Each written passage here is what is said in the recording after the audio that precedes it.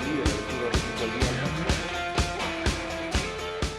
Esta mañana nos da mucho gusto que esté aquí en el estudio el doctor Rafael Camacho Solís. Él es director del Instituto para la Atención y Prevención de Adicciones de aquí de la Ciudad de México. Muchas gracias, antes que nada, doctor, por estar aquí, de verdad se lo aprecio mucho.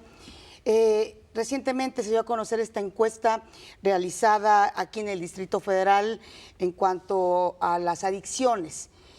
Comentábamos, por decirlo así, doctor, que es una encuesta que muestra claroscuros.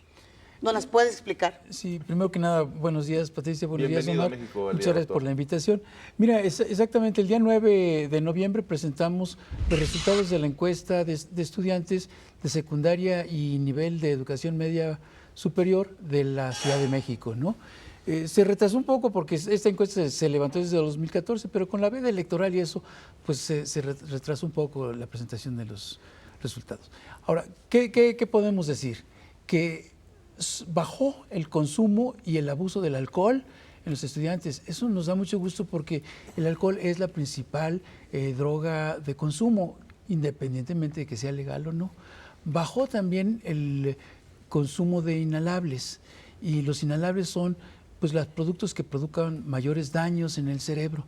No son drogas propiamente dichas, sino es el mal uso de productos que contienen solventes y que entonces se desvían para intoxicarse. Y bajó el de metanfetaminas, que era la droga que venía creciendo más. Las cifras no son espectaculares, como en estas cuestiones sociales. En el abuso del alcohol, por ejemplo, bajó de 22.5 a 20.9, pero ya es un descenso. En términos de los inhalables, ahí sí el descenso es significativamente más importante, porque ya venía bajando de 4.2 a 3 y ahora de 3 bajó a 2.2, ¿no? Entonces, en eso estamos contentos. Y en metanfetaminas, decíamos, era la que venía creciendo más rápido y bajó de 1.3 a 1.1. Poquito, pero algo. No, La parte mala es que subió el consumo de tabaco, el de marihuana y el de cocaína. En términos del tabaco, veníamos 9 años consecutivos bajando y volvió a rebotar, ¿no? Ya íbamos en 14.9 y ahora subió a 19%, ¿no? En términos de la marihuana, es la droga que no ha dejado de crecer en cada una de las encuestas. De 6.6 pasó a 7.6, se aplanó un poquito la tendencia. Y en términos de los metanfetaminas, que era la que venía creciendo más rápido, pues también hizo una pequeña joroba y bajó de 1.3 a 1.1. Dos contrastes sin duda que unos nos alegra y otro nos preocupa. ¿Cuáles son las causas que han detectado de que en el primer grupo de adicciones haya disminuido, pero en el segundo haya aumentado? Pues mira, la verdad es que, por ejemplo, en términos del tabaco, pues ya llevamos como 8 años de que no se ha vuelto a incrementar los impuestos. Y los impuestos están considerados por la Organización Mundial de la Salud y por el Banco Mundial como la medida más efectiva para reducir el consumo. Sin embargo, cuando transcurre el tiempo y no hay cambio, pues pierde su efecto desalentador, ¿no? En cambio, por ejemplo, en términos de los inhalables, pues sí, desde nuestra llegada, que nos alarmó que era la droga que estaba incluso por encima ya de la marihuana en el 2009, ¿no? Pues se desarrolló todo un programa que se llama el Programa Rector para los Inhalables y bueno, se posicionó este consumo y bueno, pues las reducciones han sido importantes, ¿no? En cuestiones de la marihuana, bueno, pues se aduce, por ejemplo, que en términos de las discusiones que ha habido sobre si se legaliza o no se legaliza, disminuye la percepción del riesgo y esto favorece que más personas se animen a probarlo, ¿no? A eso iba, doctor. Usted es un experto, es un médico, es un conocedor de adicciones y hay este mensaje entre los jóvenes muy común que dicen, la marihuana te hace menos daño que el tabaco. ¿Usted qué le dice a esos jóvenes? Pues yo les tendría que decir que tienen razón, porque mira, hubo un estudio que se realizó en el Reino Unido en el 2010 y en donde la droga que mayores daños causa de todas las drogas, por encima de la heroína, por encima del crack, de la cocaína, por encima de la propia cocaína, es el alcohol. Y el alcohol es droga legal, ¿no? Entonces, en ese estudio se hizo una investigación en términos de los daños que le causa a las personas y los daños que les causa a los demás. Pero finalmente son drogas. Todas las drogas hacen daño. Yo no podría decir que no hace daño, pero sí... Menos daño. Digamos, en una jerarquización de los daños, el número 1 es el alcohol, ¿sí? Y la marihuana viene a ocupar más o menos el lugar sexto o séptimo, después del tabaco, porque también el tabaco, ¿sí?, es la droga que más personas mata, ¿no? O sea, claro. En términos de la Organización Mundial de la Salud, por ejemplo, se habla de 6 millones de personas que fallecen a causa del tabaco cada año, frente a 3,5 millones de personas que fallecen a causa del alcohol, aunque tomamos más conciencia de las personas que mueren por el alcohol, porque generalmente mueren jóvenes en accidentes y son noticia. Sí, sin duda alguna, ese tema que usted está comentando es fundamental, porque si estamos entrando a un debate nacional, la información clara, abierta y precisa de qué es cada droga, cuáles son los efectos, qué contraproducciones tiene estas, pues se tienen que aclarar, no se pueden meter todas en un mismo saco pensando que todas son iguales. Y mira, dos cosas me gustaría. Por un lado, cuando hicimos una encuesta de jóvenes, nosotros dijimos, pues vamos a preguntarles a los jóvenes por qué consumen, ¿no? Y en primera instancia nos mencionaron ellos porque tienen problemas en casa, en la escuela, porque se sienten solos, se sienten incomprendidos, porque están enojados, porque están tristes. Y en cuarto lugar, por la curiosidad. Pero cuando les dijimos, ¿y cómo lo podemos combatir?, nos dijeron, en primer lugar, con la práctica de los deportes, y en segundo lugar, con información veraz, basada en la ciencia, no nada más... percepciones. Así es, ¿no? Entonces, nosotros creemos que hay que hablar con la verdad y decir las cosas como son. Claro. Por eso, también es sabido que el gobierno del Distrito Federal está a favor de poder legalizar la marihuana.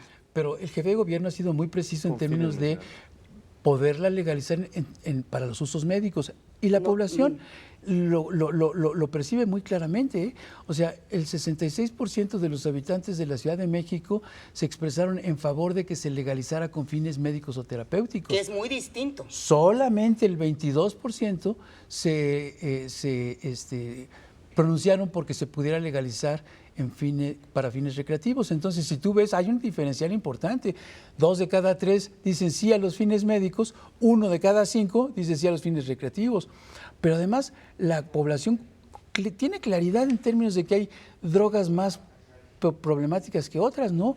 Entonces, mientras que el 22% dice sí a los fines recreativos de la marihuana, solamente el 6% dice sí a los de cocaína y solamente el 4% dice sí a los de la heroína y otras drogas, ¿no? Finalmente, le iba a preguntar, igual y casamos las preguntas, ¿cuáles eran las estrategias que van a empezar a emprender el gobierno del Distrito Federal para revertir y seguir teniendo mejores cifras en estas estadísticas que usted nos acaba de comentar? Pues mira, nosotros hemos dicho que nuestra estrategia fundamental es prevención, cobertura universal en materia de prevención, y como la mayor parte de los adolescentes están en escuela, pues la prevención se tiene que desarrollar fundamentalmente en escuelas. Y ahí la prioridad AAA la tienen las escuelas secundarias, la A, las de educación media, y hemos puesto la prioridad C, en la prioridad más alta, en los últimos grados de primaria, ¿no? Porque como viene descendiendo la edad promedio de consumo, pues hay que empezar a prevenir desde edades más tempranas. 2 preguntas que no puedo dejar, doctor. En la encuesta que leí, me llamó la atención un detalle. ¿Por qué en Xochimilco, que es una delegación, pues, digamos, no tan urbanizada o no tan urbana como otras, por qué está tan alto el consumo de cocaína en esa delegación? Mira, la verdad es que ahorita sí me sorprendes, ¿no? Porque yo todavía el análisis por lo menos de la encuesta 2014 no la conozco a detalle, ¿no? Pero Xochimilco es una de las delegaciones con consumos bajos. Incluso en algunas ocasiones pues hasta se decía, ¿cómo que poco alcohol? Pero yo les decía, a ver, esta es una encuesta de los estudiantes de Xochimilco, claro, no de los visitantes, ¿eh? Los visitantes puede ser que consuman mucho, pero exacto, los estudiantes consumían poco, ¿no? Y en el caso de la marihuana, también leí Coyoacán y Azcapotzalco. Azcapotzalco, desde la encuesta anterior y en esta volvió a repetir, es la que tiene más alto consumo en marihuana, ¿sí? En términos de Coyoacán, pues también hay un poco ahí toda la influencia universitaria, ¿eh? Y la influencia universitaria pesa, ¿no? Sí, porque hay que tener en cuenta eso que usted comentó. Los que visitan a veces las delegaciones por sus actividades, pues pueden ser desde educativas, por turismo, y los que habitan ahí, ¿no? Son dos movilidades. Y esta encuesta se desarrolla en las escuelas. Entonces, pues son los que concurren a esas escuelas quienes son encuestados, ¿no? Y la última, las adicciones, de acuerdo con muchos expertos, doctor, en todo el mundo, son una forma de llenar vacíos. ¿Usted está de acuerdo? Son una forma de aliviar dolores. O sea, lo comenté en su momento, ¿no? O sea, si yo me siento triste, si me siento solo, pues puedo recurrir a algunas formas que me alivien ese dolor. Y también son una fuente de obtener placeres, ¿no? O sea, cuando hicimos la encuesta esta, por ejemplo, la búsqueda del placer se va al primer lugar cuando estamos hablando de los estudiantes de educación media. El alivio al dolor es el primer lugar cuando estamos hablando de los chicos de secundaria, ¿no?